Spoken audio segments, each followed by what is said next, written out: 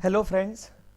तो चलिए, जिस सीरीज में अपन लोग चल रहे थे एसएससी सीजीएल का जो प्री का एग्ज़ाम हुआ है, इनके सॉल्यूशंस पे चल रहे थे। तो अभी एक मैथ का जो पूरा पेपर है 25 क्वेश्चंस का, इनका मैं सॉल्यूशन लेके आया हूँ और जितना हो सके या जितने क्वेश्चन में हो सकता है उतने मैं ट्रिक लगाने का ट्राई करता हूँ और कम से कम टाइम में आप पूरे पेपर को सॉल्व कर पाएँ, इस तरह की मैं अप्रोच आपको बताऊँगा। तो चलिए चलते हैं पहले क्वेश्चन पे। इसमें मिला है कि यदि एक जो त्रिभुज है उसके एंगल हैं x माइनस 46 मिला आपको, फिर x प्लस 96 मिला है और 8x डिग्री है, तो 2x का मान क्या होगा ये आपको बताना है। वैल्यू ऑफ 2x क्या होगी। देखिए आपको पता है कि जो ऑल एंगल्स हैं यानी सम ऑफ ऑल एंगल्स, तीनों कोणों का योग होता है त्रिभुज में, वो होता है 180 डिग्री। अगर मैं लिखूं तो सम ऑफ ऑल एंगल्स या sum of 3 angles is equal to 180 degree होता है। पहला एंगल ये है, दूसरा एंगल ये है, तीसरा एंगल ये है। ये रूल होता है कि तीनों का जो सम है वो आपका 180 डिग्री होना चाहिए। अगर मैं यहीं पे ऐड करूं तो 1x 2x और 8x 10x हो गया, 10x यहां से हो गया। इन दोनों को अगर मैं ऐड करूं तो यहां पे हो गया 130 और 142, सॉरी माइनस करना है तो बचेगा 50। 50 इज इक्वल टू, यहां से क्या हो गया आपका 180 degree. Then x is equal to 50 minus में अगर आप करोगे तो 130 बचेगा, 10 का डिवाइड करोगे 13 बचेगा। x की वैल्यू 13 है तो 2x की वैल्यू हो जाएगी 26। पहले क्वेश्चन का आंसर है 26। चलिए अगले क्वेश्चन पे चलते हैं। अगला क्वेश्चन आपको मिलता है, अगला क्वेश्चन है x to the power 9, x to the power 5, x to the power -4, x to the power 0 और 6। आपको पता है अगर बेस सेम हो तो मल्टीप्लाई में जो भी पावर होती हैं वो सब ऐड हो जाती हैं। 9 और 5 14 में से 4 घटाया 10 में से 6 घटाए तो 4। यहां पे x की पावर 4 बचा है तो आपका आंसर फर्स्ट ऑप्शन हो जाएगा। यहां पे देखते हैं कोई भी आपका चाहे अल्फाबेट हो चाहे कोई नंबर हो, सबकी पावर अगर 0 है, किसी भी नंबर की पावर या अल्फाबेट की पावर 0 है तो वो आपको हमेशा 1 मिलता है। तो इससे कोई मतलब है नहीं, किसी भी नंबर में 1 का मल्टीप्लाई करेंगे वही नंबर रहेगा। अगला क्वेश्चन देखते हैं। अगला क्वेश्चन आपको मिलता है ट्रिग्नोमेट्री का है, sine alpha minus sine beta, या फिर आपने बुक में पढ़ा होगा sine c minus sine d. तो sine c minus sine d होता है 2 cos c plus d divide by 2 sine c minus d by 2। तो देखो ये लिखा है आपका थर्ड ऑप्शन में। ये आपको डायरेक्ट फॉर्मूला यहां से पूछ लिया है कि इसकी वैल्यू क्या होगी। ये आपको डायरेक्ट फॉर्मूला अगर याद है तो आप कर पाओगे, अदरवाइज इसको नहीं कर पाओगे। देखो यहां पे आपको क्या मिला है, कॉस में और साइन में मिला है। चलिए मैं इसके जो 4 फॉर्मूले होते हैं चारों को बता देता हूं। पहला फॉर्मूला है sine c plus sine d, sine c plus sine d है। तो इसका जो फॉर्मूला होता है वो क्या होता है, 2 sine c plus d by 2 sine c plus d by 2 और इसी के इंटू में हो जाता है sine c minus d by 2। ये होता है sine c plus sine d का फॉर्मूला। अभी आपसे sine c minus sine d का पूछा है, अल्फा और बीटा को सी और डी से रिप्लेस कर दिया है तो उसका तो डायरेक्ट फॉर्मूला है। थर्ड फॉर्मूला होता है आपका कॉस। देखो 2 होते हैं साइन में और 2 होते हैं कॉस में, एक साइन के साथ में प्लस, एक साइन के साथ में माइनस। अभी आपका कॉस आएगा c plus cos d, cos c plus cos d is equal to 2 cos c plus d by 2 और इसी के इंटू में होता है sine c minus d by 2 और एक आपका लास्ट बचता है cos c minus cos d is equal to. ये माइनस वाला फॉर्मूला तो होता है और ये थोड़ा सा अलग होता है तीनों से। कैसा, इसके इक्वल में 2 sine c plus d by 2 होता है और इंटू में होता है आपका कॉस, सॉरी यहां पे साइन आता है sine d minus c by 2। ये आपके 3 फॉर्मूले हैं। एक चौथा फॉर्मूला आपसे पूछा था ये, तो ये 4 ही फॉर्मूले होते हैं। ये डायरेक्ट आपसे फॉर्मूला पूछ लिया था। चलते हैं अगले क्वेश्चन पे। एक स्कूटर के मूल्य में क्रमिक तौर पर यानी जो सक्सेसिव डिस्काउंट होता है वो आपसे पूछा गया है कि इसकी वृद्धि होती है, इंक्रीजिंग ऑर्डर में है, तो बताना है कि स्कूटर की कीमत में कुल कितने परसेंटेज की वृद्धि हुई। सपोज करो स्कूटर की जो कीमत है वो 100 है, उसने बोला है 10% की अगर वृद्धि करोगे तो 110% बनेगा, 0 से 0 कैंसिल हो जाएगा, 11/10 बचेगा। 5% की वृद्धि मतलब 105 डिवाइड बाई 100 बचेगा, तो यहां से 5 से आप कैंसिल करोगे 21 डिवाइड बाई 20 बचेगा, यहां पे 23 डिवाइड बाई 20 बचेगा, क्योंकि 115 डिवाइड बाई 100 हो जाएगा, 5 से कैंसिल होने के बाद 23 डिवाइड बाई 20 बचेगा। 00 से 00 पे कैंसिल कर देता हूं, यहां पे बचा 20 का 2 में, यहां पे 40। इन दोनों का इंटू में करूंगा, दो कंटिन्यू, चाहे इवन नंबर मिले चाहे ऑड नंबर मिले, अगर इनका इंटू करना है तो बीच वाला नंबर जो छूट गया है उसका स्क्वायर -1, यानी 22 का स्क्वायर -1, 483 गुणा 11, 483 मल्टीप्लाई बाई 11 होगा। 11 का इंटू करेंगे 3 आएगा, 8 3 11, 1 बचा 12, 1 13, 1 बचा यहां से 5 हो गया।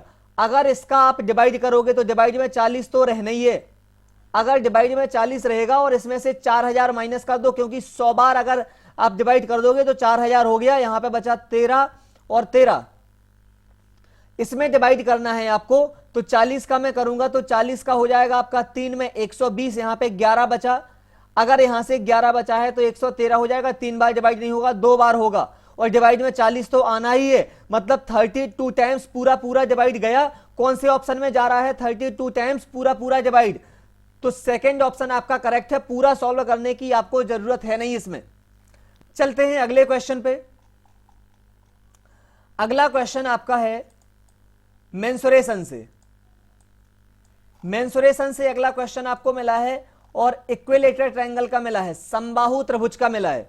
समबाहु त्रिभुज में क्या होगा, इसकी भुजा उसने बता दी है कि जो समबाहु त्रिभुज है इसकी भुजा आपको मिली है 12 सेंटीमीटर। चलिए ट्रायंगल को मैं ड्रॉ कर लेता हूं। अगर यहां से आपको उसने बोला है कि इसकी भुजा कितनी है, 12 सेंटीमीटर है, तो ये 12 सेंटीमीटर यहां से मैं बना देता हूं कि 12 सेंटीमीटर ए हो गई है, 12 सेंटीमीटर ए हो गई है, और 12 सेंटीमीटर ए भी हो गई है। उसने बोला है कि इस त्रिभुज को परिगत, इसके परिगत जो वृत्त की त्रिज्या है वो क्या होगा। एक आपको इस समबाहु त्रिभुज के परिगत करने वाले वृत्त, यानी यहां से एक जो सर्कल बनेगा उसका बताना है आपको। सर्कल को मैं कैसे बनाऊं,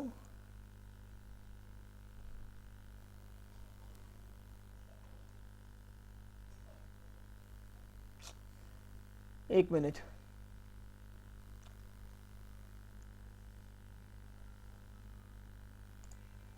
उसने बोला है कि इसके परिगत एक वृत्त बनाना है, एक होता है इनर सर्कल, एक होता है आउटर सर्कल। तो ये आपने आउटर सर्कल बना दिया, इनर सर्कल मतलब इसकी जो साइड है इनसे इसके ट्रायंगल के बीच में होता, अभी आपको सर्कल के बीच में ट्रायंगल को बनाना। तो वृत्त की त्रिज्या उसने पूछी है। अब इसको आप ध्यान से समझो, अगर मैंने यहां पे लिख दिया है कि ये आपका सेंटर हो गया, देखो यहां पे कहीं क्या होगा आपका, ये हो जाएगा आपका सेंटर। अगर यहां से मैं एक लाइन ड्रॉ करता हूं,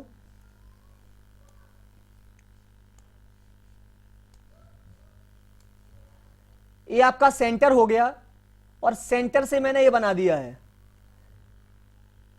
ये आपकी क्या हो गई है,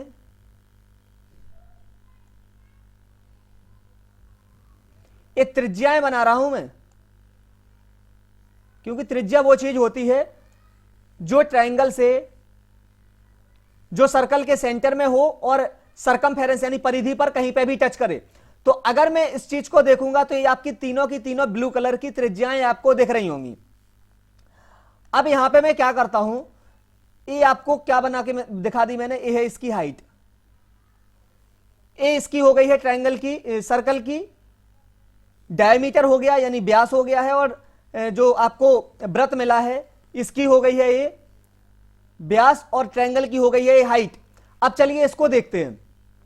आपको पता है कि यहां से तीनों भुजाएं 12 सेंटीमीटर हैं, तो वृत्त की त्रिज्या बतानी है, मतलब यहां से लेके आपको ये डिस्टेंस बतानी है, ये डिस्टेंस आपको बतानी है कितनी होगी। तो जो त्रिभुज की भुजा है, त्रिभुज की भुजा के हिसाब से आप त्रिभुज की ऊंचाई फाइंड आउट कर सकते। और जो आपको समबाहु त्रिभुज मिला है इसकी हाइट इज इक्वल टू होता है √3/2 इंटू साइड 12 से कैंसिल करेंगे, यहां से 2 से कैंसिल करेंगे तो 6√3, और जो यहां से आपने हाइट बनाई है तो जो सेंटर होता है, सेंटर इसको 2:1 में डिवाइड कर देता, यानी 6√3 को आपको 2:1 में डिवाइड करना है। तो यहां पे जो आपको सेंटर से और यहां तक की आपको जो डिस्टेंस मिली है, यहां से ये डिस्टेंस आपको कितनी मिली है, 4√3, और जो नीचे वाली मिलेगी वो मिलेगी आपको 2√3। दोनों को ऐड करके देख लो, 6√3 आपका आंसर आ जाएगा। तो उसने पूछा है कि वृत्त की त्रिज्या कितनी है। वृत्त की त्रिज्या आपकी यहां से यहां तक है, यानी आपकी जो आंसर आए, जो आपका आंसर आएगा वो आएगा 4√3। तो 4√3 जिस ऑप्शन में होगा वो आपका करेक्ट हो जाएगा। ये 5th नंबर का क्वेश्चन था। चलिए 6th नंबर के क्वेश्चन पे चलते हैं। 6th नंबर का क्वेश्चन क्या है, दो संख्याओं का HCF है जो, और LCM का रेशियो क्या होगा। अगर उनका LCM 48 है तो उनका मल्टीप्लाई 384 गिवन है। अगर आपने LCM, देखो फॉर्मूला है LCM multiply HCF is equal to first number या पहली संख्या मल्टीप्लाई बाई सेकेंड नंबर और दूसरी संख्या। दो संख्याओं का गुणा LCM और HCF के इक्वल होता है। तो यहां पे आपको HCF और LCM का जो रेशियो है वो बताना है। LCM कितना है 48, मल्टीप्लाई HCF नहीं पता, और दोनों संख्याओं का गुणा है वो कितना है 384। 48 से कैंसिल करोगे तो कितने टाइम्स जाएगा, 8 का 8 में 64, लगभग 8 बार चला जाएगा। यानी HCF है जो वो आपका 8 आ गया है। उसने बोला है कि इन दोनों का रेशियो क्या होगा। HCF यहां पे कितना है 8 है और LCM आपका 48 है। कैंसिल कर देंगे 1:6 आपका जिस ऑप्शन में होगा वो आपका करेक्ट हो जाएगा। चलते हैं अगले क्वेश्चन पे। अगला क्वेश्चन आपको मिला है, एक आपको ये क्वेश्चन मिला 8 नंबर। 8 नंबर का क्वेश्चन है। तो इसमें आपको कुछ स्टेट गिवन है और कुछ यहां पे व्यक्ति गिवन है। इसमें बताना है कि स्टेट 3 से, स्टेट 3 में ये 400 लोग हैं, 4 में कितने हैं, 4 को देखना है, यहां पे 500 हैं। इनका रेशियो बताना है तो डायरेक्ट आप 100 से डिवाइड करो, 4:5 हो गया है। अगला क्वेश्चन देखते हैं। अगला जो क्वेश्चन है इसको देखते हैं। ये आपको मिला है DI का क्वेश्चन, डाटा इंटरप्रिटेशन का है, टेबलर DI है। इसको टेबलर DI बोलेंगे। एक आपको टेबल गिवन है और इसमें से आपको बताना है कि इसका आंसर क्या होगा। चलिए चलते हैं। इसमें उसने पूछा है कि उन छात्रों की संख्या कितनी है जिनके कुल प्रतिशत अंक 80% और उससे अधिक हैं। अब बताना है कि या तो 80% है या फिर उससे अधिक है, तो उन छात्रों की संख्या बतानी है। अब एक चीज देखो, 100 नंबर के सारे पेपर हुए हैं। 92 SST में मिला, फिजिक्स में 90, केमिस्ट्री में 90 और मैथ में 80। तो 80 या उससे अधिक वाले बताना है। तो ये तो 100% क्वालिफाई कर जाएगा 80% के अबव। यहां पे देखेंगे 90, 80, 85, 85, ये भी 80% से ज्यादा है। अगर इन दोनों को देखेंगे तो 80 और 80 इक्वल है, 65 है, 70 है, ये तो कम है, ये वाला 80 के अधिक नहीं जाएगा। 85, 80, 82, 75, अगर इस 5 को 80 के आगे जो 5 है 85 में, इस 5 को यहां पे रख दोगे तो ये 80 बन जाएगा, ये भी 80, ये भी 80, ये 82, यानी कि 80% के ऊपर पहुंच जाएगा। ये 80 है, ये 75, 75, 85, ये 5 को आप यहां पे रख दोगे तो 80 बनेगा। ये वाला 80 रह जाएगा, ये वाला 80 रह जाएगा, ये 75 ही रहेगा, ये वाला नहीं पहुंचेगा 80 के आगे। 90, 90, 90 और 85 ये ऑलरेडी 80 के ऊपर है। तो 2 ऐसे हैं जो 80 से ज्यादा नहीं है, 4 ऐसे हैं जो 80 से अधिक हैं। तो ऑप्शन नंबर फर्स्ट में 4 है, वो आपका करेक्ट ऑप्शन हो जाएगा। देखते हैं अगले क्वेश्चन को। आप पॉज करके भी सॉल्व कर सकते हैं, उसके बाद में सॉल्यूशन देख सकते हैं अगर आपसे नहीं बनता है तो। चलिए देखते हैं अगले क्वेश्चन को। अगले क्वेश्चन में कहा गया है sin 30, एक ट्रिग्नोमेट्री का क्वेश्चन आ गया है, इसको देखते हैं। इसमें sin 30, sin 40, sin 50, ये सब आपको क्वेश्चन यहां से मिल रहे हैं। चलिए देखते हैं इस क्वेश्चन को सॉल्व। चलो देखते हैं। sin 30 की डायरेक्ट वैल्यू पुट कर देंगे 1/2, sin 40 मिला, अब देखो साइन 40 और साइन 50, इन दोनों में से किसी एक को चेंज कर लेंगे। इस साइन 50 को मैं क्या लिखूंगा, कॉस 40 लिख सकता हूं। साइन 50 को आप कॉस 40 लिख सकते हो। साइन 60 की वैल्यू है आपकी यहां से √3/2, और पूरे के डिवाइड में आपको क्या मिलेगा, कॉस 30। कॉस 30 की आपके पास में वैल्यू है √3/2। कॉस 40, कॉस 40 रहने दो, और कॉस 50 मिला, इसको साइन 40 लिख सकते हो, और कॉस 60 को लिखेंगे 1/2। अब यहां से देखो साइन 40 से साइन 40, कॉस 40 से कॉस 40, √3/2 से √3/2, 1/2 से 1/2, सब कैंसिल हो गए, आंसर मिला आपको 1। तो 1 इसका करेक्ट ऑप्शन हो जाएगा। चलिए देखते हैं अगला। अगला मिला है 11 number question. 11 number question time and work का है। अब टाइम एंड वर्क को देखते हैं। उसने बोला है कि ABC 3 आदमी हैं, ए करता है 10 में, बी करता है 20 में, और सी करता है आपका 40 में। अगर इन दोनों का मैं एलसीएम फाइंड आउट करूंगा 40 आएगा, यानी 10 दिन वाला जो आदमी है एक दिन में 4 काम करेगा, 20 वाला आदमी एक दिन में 2 काम करेगा, और 40 वाला एक दिन में 1 काम करेगा। यदि ए को प्रत्येक तीसरे दिन बी और सी की सहायता के लिए लगाया जाता है, यानी यदि ए को प्रत्येक दिन बी और प्रत्येक तीसरे दिन बी और सी दोनों की सहायता द्वारा प्रदान की जाए, यानी ए तो कंटिन्यू काम कर रहा। ए ने पहले दिन में काम किया 4, ये पहला दिन हो गया। ए ने दूसरे दिन में भी 4 काम किया, ये दूसरा दिन हो गया। बट तीसरे दिन में देखो यहां पे लिखा तीसरे दिन बी और सी भी आ जाते हैं, यानी तीसरे दिन ए बी और सी तीनों काम करते हैं। तो तीनों काम करेंगे तो कितना करेंगे, 4 और 2 6 और 1 7, यानी यहां से जो 3 दिन हो गए, उसके बाद चौथा दिन आएगा फिर से अकेला ए रहेगा, 5वें दिन फिर से अकेला ए रहेगा, और जैसे ही 6वां दिन आएगा तो फिर से यहां पे 7 काम फिर से होगा, यानी दोनों मिलकर फिर से आ जाएंगे ए के साथ, बी और सी। तो यहां से 3 दिन का काम कितना हुआ, इसको देखते हैं। 7 और 8 15 काम हुआ।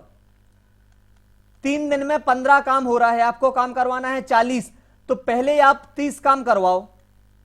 अगर 30 काम करवाएंगे तो यहां पे डबल किया तो यहां पे भी डबल करना पड़ेगा, यानी 6 दिन हो जाएंगे। 6 दिन में 30 काम हो गया, काम बचा आपका 10, क्योंकि 40 पूरा था, 30 काम हो गया है, बचा है 10 काम। 6 दिन कंप्लीट हो गए। अब 7वें दिन आएगा ए अकेला, और 8वें दिन भी ए अकेला, तो 4 और 4 8 काम और हो जाएंगे, तो 30 और 8 38 काम और हो जाएंगे। अब 38 काम हो गए, और दिन कितने हो गए, 8।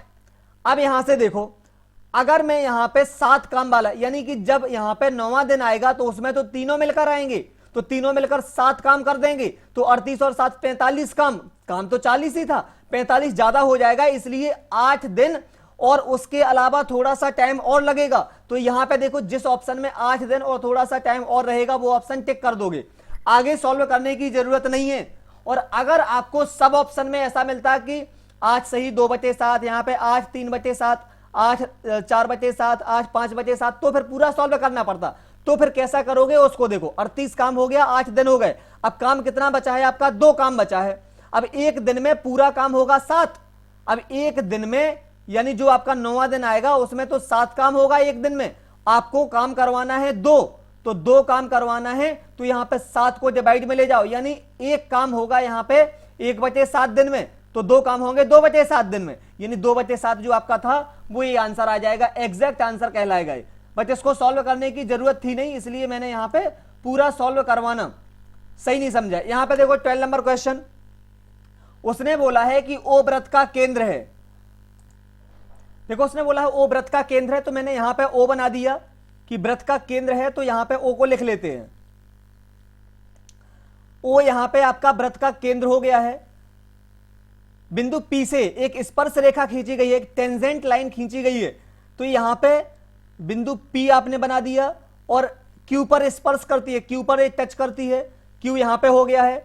PQ इज इक्वल टू 24 है, इस लाइन ग्रीन लाइन की वैल्यू 24 सेंटीमीटर है, और OQ की वैल्यू 10 है। OQ मतलब रेडियस ऑफ सर्कल, वृत्त की त्रिज्या कितनी है, 10 सेंटीमीटर है, तो OP की वैल्यू बतानी है। अब एक रूल आपको पता होना चाहिए कि जब कोई भी एक स्पर्श रेखा जाती है, एक वृत्त से होकर गुजरती है, तो जो एक स्पर्श रेखा होती है, स्पर्श बिंदु से और जो वृत्त का केंद्र होता है, यहां पे 90 डिग्री का एंगल ड्रॉ होता है, समकोण त्रिभुज बनता है। जब ये समकोण त्रिभुज हो गया तो इसके सामने वाली भुजा ये कर्ण कहलाएगी, ये लंब बन जाएगी, ये आधार बन जाएगा। तो उसने ओपी की वैल्यू पूछी कि ओपी इज इक्वल टू बताओ, जब 24 ए हो गया 10 ए हो गया। अब कर्ण का जो स्क्वायर होता है वो इन दोनों के स्क्वायर के इक्वल होता है, पाइथागोरस थ्योरम कहती है। तो 24 का स्क्वायर 576 हो जाएगा, प्लस 10 का स्क्वायर 100 हो जाएगा, यानी 676 किसका वर्ग होगा, 26 का।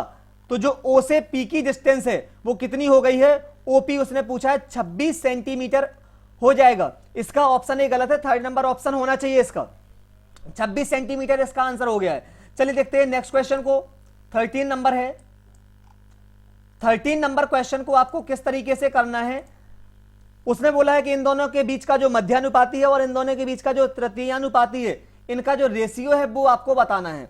इन दोनों में से मैं किसी एक को सॉल्व करूंगा। अब देखो दोनों में से किसको सॉल्व करूंगा, या तो इसको आप सॉल्व करो या फिर इसको सॉल्व करो, क्योंकि दोनों आपको बताने हैं। अगर इसको मैं सॉल्व करूंगा तो इसका आंसर या तो 16 आएगा या 15 आएगा, क्योंकि यहां पे 16 और 15 में से कोई तीसरा नंबर है नहीं। तो अगर 16 आया तो इन दोनों को फिर सॉल्व करने की जरूरत पड़ेगी, पहला और लास्ट। अगर 15 आया तो दूसरा तीसरा सॉल्व करने की जरूरत पड़ेगी। बट पहले वाले को सॉल्व करेंगे, यानी इसका मध्यानुपाती कितना होगा, इसको सॉल्व करेंगे तो यहां पे सारे ऑप्शन अलग अलग हैं, 2 3 4 5 अलग अलग ऑप्शन है सब। तो मैं इसको ही सॉल्व करता हूं। इसका बताना है मध्यानुपाती क्या होगा, 1.6 divide by x equal x divide by 3.6। 10th class में आपने पढ़ा है मध्यानुपाती कुछ नहीं है तो एक्स मान लेते। तो यहां पे आपको जो इनका क्रॉस मिला एक्स स्क्वायर, इनका क्रॉस मिला 1.6 और 3.6 का इनटू, अगर x इज इक्वल टू करूंगा तो इसका स्क्वायर रूट 0.6 और इसका स्क्वायर रूट 0.4, इन दोनों का करूंगा 0.24 आएगा। अगर यहां से देखूंगा मैं तो 0.6 4 24, 2.4 आएगा। अगर यहां से मैं देखूंगा तो 2.4 मिला। अब एक चीज देखो आप, अगर इनको मैं यहीं पे कैंसिल कर दूं कि 16 और 36, तो 4 यहां पे मिलेगा और 6 ये मिलेगा। अगर यहां से मिलेगा 4 और 6, तो अब यहां से आपको देखो क्या मिल, अभी 2.4 आ गया है। तो इसके आगे अब सॉल्व करना है 5 और 8 को। इसका तृतीय अनुपात यानी 5 divide by 8 equal x divide by 8 divide by x, 60 x is equal to 64 divide by मिलेगा 5, और एक रेशियो में आपको क्या मिला था 2.4। अगर इस 5 का इंटू करते हैं दोनों तरफ तो ये 64 बनेगा, और यहां पे बनेगा आपका 12, 4 से कैंसिल करेंगे 3 रेशियो 4 से करेंगे 16 आएगा, 3 रेशियो 16 फोर्थ ऑप्शन में था, इसलिए फोर्थ ऑप्शन आपका करेक्ट ऑप्शन हो जाएगा। चलिए चलते हैं अगले क्वेश्चन पे। sin 30 cos 60, इसमें डायरेक्ट आपको वैल्यू पुट करना है, डायरेक्ट वैल्यू पुट कर दो। sin 30 is equal to 1/2 into cos 60 is equal to 1/2 minus cos 30 is equal to root 3/2 into sine 60 is equal to root 3/2। तो 1/4 यहां पे मिलेगा माइनस 3/4 यहां पे मिलेगा, 1/4 माइनस 3/4 इज इक्वल टू आपको क्या मिलेगा यहां से माइनस का 2/4 इज इक्वल टू माइनस 1/2। अब माइनस 1/2 का मतलब हो गया 1/2 किसकी वैल्यू होती है, साइन 30 की। माइनस लगा है तो माइनस लगा होना चाहिए, ऑप्शन नंबर सेकंड आपका करेक्ट ऑप्शन हो गया। चलिए चलते हैं अगले क्वेश्चन पे। एक दुकानदार एक वस्तु को 10%, 20% की क्रमिक छूट पर बेचता है, सक्सेसिव डिस्काउंट देता है और उसको 44% का फिर भी प्रॉफिट होता है। तो बताना है कि उसको अगर 15% के डिस्काउंट पे बेचता है तो उसका नेट प्रॉफिट क्या होगा। 144, अगर यहां पे देखो आप 44%, मान लिया हमने 100 रुपए में कोई भी चीज खरीदी तो यहां पे जो प्रॉफिट मिल रहा है वो 44%, मतलब 144 रुपए मेरा सेलिंग प्राइस होगा। कब, जब मैं डिस्काउंट दे दूंगा सक्सेसिव, यानी यहां पे मैंने मान लिया कोई भी चीज x रुपए की है, उस पे मैंने यहां पे 10% का डिस्काउंट दिया तो 90 डिवाइड बाई 100 यानी 9 डिवाइड बाई 10 बचेगा। यहां पे 20% का डिस्काउंट दिया तो 4/5 बचा है, 9 4 जा 36, 4 जा 144, 52 जा 100, यानी 200 आपका यहां से आंसर आया, जो उसका एमआरपी था, क्योंकि एमआरपी पे ही तो आपने डिस्काउंट दिया और ये सेलिंग प्राइस था। तो 200 रुपए उस पे एमआरपी थे, उसने बोला 15% का डिस्काउंट दो, तो 200 का 15% 30, यानी 170 रुपए में मुझे बेचना पड़ेगा। तो 100 रुपए की कोई भी चीज खरीदी थी, 170 में बेच रहा है, मतलब 70% का आपको नेट प्रॉफिट हो जाएगा। अगला क्वेश्चन देखते हैं। अगला क्वेश्चन अच्छा क्वेश्चन है, ये आपका ज्योमेट्री से रिलेटेड है। उसने पूछा है कि एक समरूप त्रिभुज है। अब पहले यहां पे दो समरूप त्रिभुज को बना, अब देखो यहां पे मैंने दो समरूप त्रिभुज बना दिए हैं, इनका नाम मैं यहां पे नोट कर देता हूं कि इनको नाम दे दिया है। यहां पे ट्रायंगल ए बी एंड सी है और दूसरा ट्रायंगल है डी ई एफ, यानी डी ई और एफ, ए मैंने बना दिया है।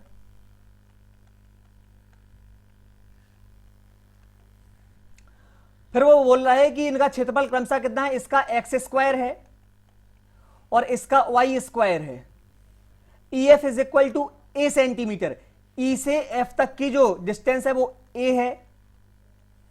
और यहां पे उसने बोला है बीसी कितना होगा, इसकी वैल्यू बतानी है। तो जब कभी भी सिमिलर ट्रायंगल होते हैं, समरूप त्रिभुज होते हैं, तो इनकी जो भुजाएं होती हैं, जो संगत भुजाएं होती हैं, उन भुजाओं का वर्ग है जो स्क्वायर के बराबर होता है। यानी इन भुजाओं का जो रेशियो है, इन भुजाओं के जो वर्गों का रेशियो है वो इनके क्षेत्रफल का बराबर होता है। यहां पे देखो बीसी, तो बीसी का स्क्वायर और ई एफ का स्क्वायर, और इनका जो रेशियो है वो इनका क्षेत्रफल क्या है, एक्स स्क्वायर, और यहां पे वाई स्क्वायर के बराबर होगा।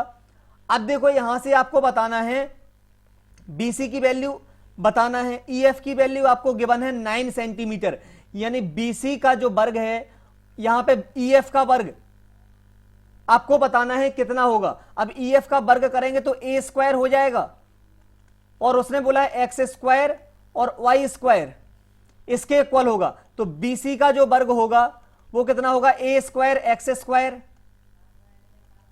Divide by y square. BC is equal to, सबका यहां पे वर्गमूल कर दो तो a x divide by y first option में है, इसलिए फर्स्ट ऑप्शन आपका करेक्ट ऑप्शन हो जाएगा। चलिए देखते हैं अगले क्वेश्चन को। अगला क्वेश्चन ये आपको टाइम एंड डिस्टेंस से मिल गया है, सॉरी बोट एंड स्ट्रीम से। ये बोट एंड स्ट्रीम का क्वेश्चन है। एक आदमी है, एक नाव को प्रवाह की दिशा में यानी डाउन स्ट्रीम में चलाते हुए 9 घंटे में तय करता है, जबकि प्रवाह की विपरीत दिशा में यानी अप स्ट्रीम में जाता है तो उसी डिस्टेंस को कंप्लीट करने में 18 आवर्स का टाइम लेता है। तो बताना है कि शांत जल में यानी स्टिल वाटर में समान दूरी की जो सेम डिस्टेंस उसने कंप्लीट की उसका 3/5 पार्ट को कंप्लीट करने में कितना टाइम लगेगा। अब मैंने यहां पे डिस्टेंस मान ली 90 किलोमीटर।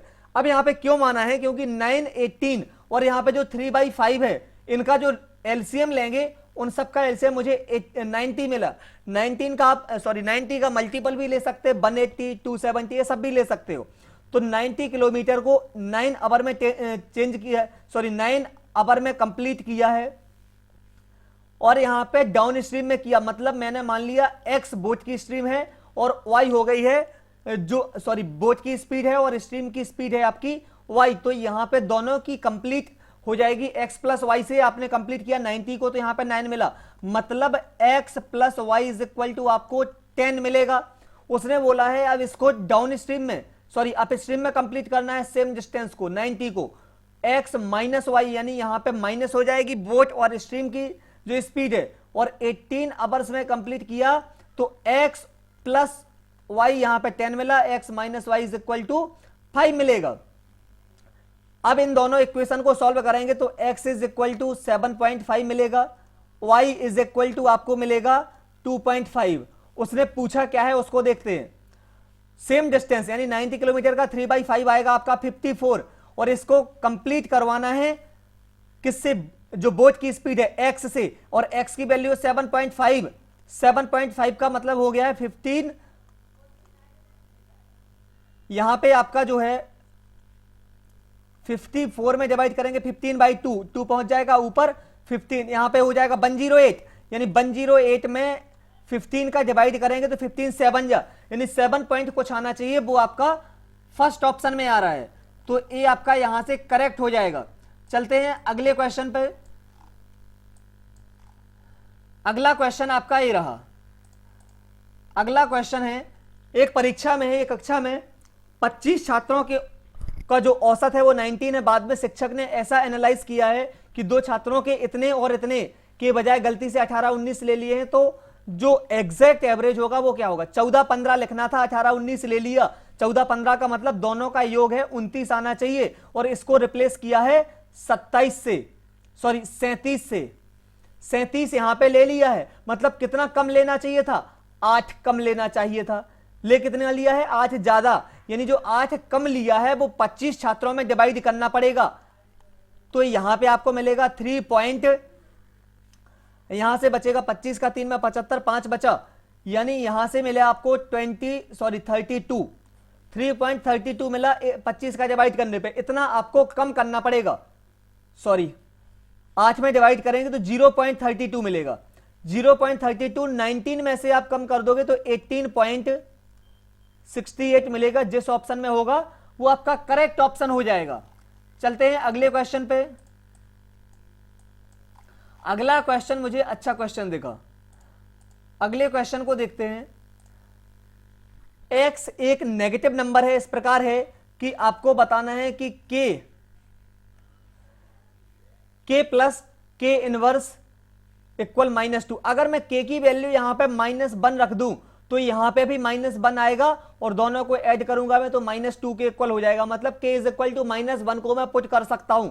तो -1 यहां पे करूंगा, ये पॉजिटिव 1 बन जाएगा, माइनस का यहां पे 4 बन जाएगा, 4 इंटू -1 करूंगा तो यहां पे माइनस का 2 आएगा, k स्क्वायर यानी पॉजिटिव 1 -1 और -5, यहां पे 1 में से -6 -5, यहां पे -6 में से 1 माइनस का 5 कैंसिल करूंगा मैं, 1 बचेगा आपका, ये आपका आंसर हो जाएगा। चलते हैं 20 नंबर का क्वेश्चन देखते हैं। उसने बोला है कि इस नंबर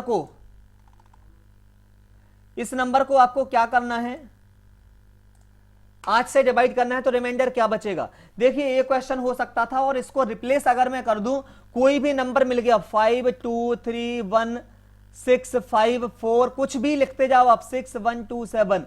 देखो यहां पे लास्ट के डिजिट आपको 8127 है, यहां पे भी आपको यहां पे 127 में कर देता हूं। लास्ट के 3 डिजिट आप यहां से डिवाइड कर लो इतने बड़े को, और इसको सॉल्व करो, दोनों का सेम रिमाइंडर आएगा, सेम शेषफल आएगा। क्यों आएगा, क्योंकि 8 का रूल होता है कि अगर लास्ट के 3 डिजिट में 8 का डिवाइड चला गया तो पूरे नंबर में भी चला जाएगा, इसलिए केवल मुझे लास्ट के 3 डिजिट में डिवाइड करना है। 8 बन जा 8, यहां से बचेगा आपका 4, 8 5 जा 47 बचा, तो 7 आपका आंसर है। यहां पे भी आप सॉल्व करके देख लो, अगर ऐसा क्वेश्चन मिलता तो लास्ट के 3 डिजिट बस सॉल्व करते और आपका आंसर आ जाता। इसका मतलब 8 का जो रूल होता है कि लास्ट के 3 डिजिट में भी आपका डिवाइड होगा, इसके अलावा आपको पूरा सॉल्व करने की जरूरत नहीं है। चलिए देखते हैं अगले क्वेश्चन को। 4 सेंटीमीटर त्रिज्या वाला आपको एक शीशे का अर्ध गोला मिला है। अब मैं पहले गोला बना लेता हूं। अब मैं पहले यहां पे, अब देखो यहां 4 सेंटीमीटर का शीशे का एक लेड का एक अर्ध गोला है, हेमीस्फीयर है। ये देखो इसकी रेडियस कितनी है, 4 सेंटीमीटर। इसकी जो रेडियस है वो मैंने बना ली 4 सेंटीमीटर। तो उसने बोला 72 सेंटीमीटर ऊंचाई वाले इसकी जो हाइट होगी वो कितनी होगी, 72 में कन्वर्ट किया जाता है, इस शेप से इस शेप में चेंज किया जाता है, तो इसकी जो रेडियस है वो आपको बतानी है कितनी होगी। चलो देखो, इसका जो मटेरियल लगा था उस मटेरियल से आपने कोन बनाया, शंकु बनाया, तो पहले इसमें देखो मटेरियल कितना लगा, मतलब इसका वॉल्यूम, इसका आयतन कितना होगा, 2/3 पाई आर क्यूब। पाई आर की वैल्यू 4 है तो इसका क्यूब 64 होगा, इक्वल। अब इसमें कन्वर्ट किया है तो इसका जो भी वॉल्यूम आएगा वो इसके इक्वल होगा, क्योंकि इसी मटेरियल से आपने इसको ड्रॉ किया है। यहां पे देखो, अब इसको 1/3 pi r square h, pi r की वैल्यू आपको बताना है और एच की वैल्यू 72 गिवन है। पाई से पाई कैंसिल हो गया। अगर यहां से देखेंगे तो 2 से करेंगे 36 आएगा, 6 से करेंगे 6 आएगा, 6 से करेंगे, सॉरी यहां पे 2 से किया 72 को 36 आया, 4 से करेंगे तो 4 9 जा, और 4 से करेंगे 16 जा, 3 से 3 कैंसिल हो गया, यानी 16 डिवाइड बाई 9 हो गया। R square is equal to, तो आर इज इक्वल टू 4/3 हो जाएगा, यानी 1.33, या फिर ऐसा, या फिर अगर देखो 1.33 या फिर 4/3, जिस ऑप्शन में होगा वो आपका करेक्ट ऑप्शन हो जाएगा। चलते हैं अगले क्वेश्चन पे। एक व्यक्ति है 25% की राशि से सिंपल इंटरेस्ट पे किसी को देता है, 6 साल में उधार दी गई राशि से 6 साल का जो ब्याज है उधार दी गई राशि से 360 रुपए अधिक है, तो राशि क्या होगी। मान लिया 100 रुपए होगी। अगर यहां पे मान लिया है आपने कि x रुपए आपकी राशि हो जाएगी, ये मान लिया मैंने। उसने बोला है कि x यहां पे मान लिया मैंने, ये मेरा प्रिंसिपल हो गया, 25% से देना है 6 साल के लिए, मतलब इसका 150%। एक साल में 25 तो 6 साल में 150% मुझे ब्याज मिलेगा। 150% का मतलब 3/2 में यहीं पे कर देता हूं। और जो ब्याज है वो कितना होगा, उधार दी गई राशि से, यानी x से 360 ज्यादा। अब देखो x का यहां पे 1.5 गुना लिखा है, 1 गुना यहां पे माइनस हो जाएगा, बचेगा आधा, 360, यानी x इज इक्वल टू 720 जहां भी लिखा होगा वो मेरा करेक्ट आंसर हो जाएगा। अगला क्वेश्चन देखते हैं। अगला क्वेश्चन आपको एक पाई चार्ट मिलता है, इस पाई चार्ट को सॉल्व करते हैं। ये आपको स्टेट मिले हैं, यहां पे जो आपको वैल्यू मिली है वो मिलियन यूनिट में है। तो केरल द्वारा स्टील का जो उत्पादन हुआ है, केरल कौन सा है, एलो वाला, यानी ए वाला आपका केरल है, तो 200 केरल का उत्पादन है। उसने बोला कितना कोण होगा। अब देखो पहले पूरे को ऐड करो, कितना होगा, 200 और 200 इसका लो 400, 600, इसके 20 इसमें मिला दो, ये भी हो गया 800, इसके 40 इसमें मिला दो, ये भी 1000। 1000 की वैल्यू आपको कितनी मिली, अगर डिग्री में देखोगे तो एक व्रत है उसमें एंगल होता है टोटल मिला के 360, तो 200 की आपको वैल्यू बतानी है कितना होगा। इसका देखो 1/5, तो इसका भी 1/5 कितना होगा, 72 डिग्री। तो 72 डिग्री जिस ऑप्शन में होगा वो आपका करेक्ट ऑप्शन हो जाएगा। चलते हैं अगले क्वेश्चन पे। अगला क्वेश्चन देखो, ये आपको एलजेब्रा का क्वेश्चन मिला है। x प्लस 1/x इज इक्वल टू 5√2, तो बताना है x रेस टू 4 प्लस x रेस टू -4, यानी इसको मैं लिख सकता हूं x, अगर मैं इसको लिखूं तो लिख सकता हूं x प्लस 1/x to the power 4 is equal to क्या होगा, ये आपको बताना है। इसकी वैल्यू ये है, अगर मैं इसका स्क्वायर कर दूं तो a² प्लस, देखो बुक में आपको डायरेक्ट फॉर्मूला मिलेगा, मैं यहां पे मेथड से बताता हूं। ये प्लस का 2ab और a और b को लिखेंगे तो x से एक x कैंसिल हो जाएगा, यहां पे मिलेगा आपको प्लस का 2 इज इक्वल टू, इसका स्क्वायर करना पड़ेगा। अगर इसका स्क्वायर करूंगा तो 25 का 2 में 50, इस 2 को यहां पे लेके जाऊंगा तो ये बचेगा आपका 48, यानी इतने की value x² plus 1/x² is equal to आपको मिला है 48। इसका एक बार और स्क्वायर में करूंगा तो क्या मिलेगा, x to the power 4 plus 1/x to the power 4 plus 2ab फिर से आएगा, तो 2a और b का इंटू होगा, x² से x² कैंसिल हो जाएगा, इज इक्वल टू 48 का करूंगा तो मिलेगा 2304, और 2 यहां पे माइनस हो जाएगा तो 2302 जिस ऑप्शन में होगा वो थर्ड ऑप्शन है, इसलिए थर्ड ऑप्शन आपका करेक्ट ऑप्शन हो जाएगा। देखते हैं आज का लास्ट क्वेश्चन। एक जूते के क्रय मूल्य, सेलिंग प्राइस और कॉस्ट प्राइस का जो डिफरेंस है वो 1200 है, और लाभ है 15%, प्रॉफिट 15%, इसका मतलब सेलिंग प्राइस ज्यादा होगा कॉस्ट प्राइस से। Selling price is more than cost price. यहां पे आपका देखो ये 1200 है, यानी यहां से आपको देखना है कि जो आपको 15% मिला है, यहां से देखो दोनों का डिफरेंस, इसका मतलब जो आपको प्रॉफिट हुआ है वो 12% है, प्रॉफिट उसने बोला 15%, यानी 15% की जो आपको वैल्यू मिली है वो मिली है 1200। और आपको बताना है विक्रय मूल्य, विक्रय मूल्य कितना हो गया है, 100% आपका क्रय मूल्य हो गया और 15% प्रॉफिट मिल गया, इसका मतलब 115% की वैल्यू बतानी है। 15 का 8 में करेंगे ये हो जाएगा, 8 का 115 में इंटू करेंगे 800 और 120 920 और एक जीरो का 1 0 9200 जहां पे होगा वो मेरा करेक्ट आंसर हो जाएगा। तो ये 25 के 25 क्वेश्चन मैंने फुल लेंथ पेपर सॉल्व करवा दिया है मैथमेटिक्स का। अगर वीडियो आपको अच्छा लगा है, कोई भी आपको ट्रिक अच्छी लगी है तो आप वीडियो को प्लीज लाइक शेयर सब्सक्राइब जरूर करें। आज के लिए बस इतना ही, चलते हैं अगले क्वेश्चन की ओर। जब आपको मिलेगा तो अगला वीडियो आपको प्रोवाइड हो जाएगा। आज के लिए बस इतना ही, थैंक यू, बाय बाय।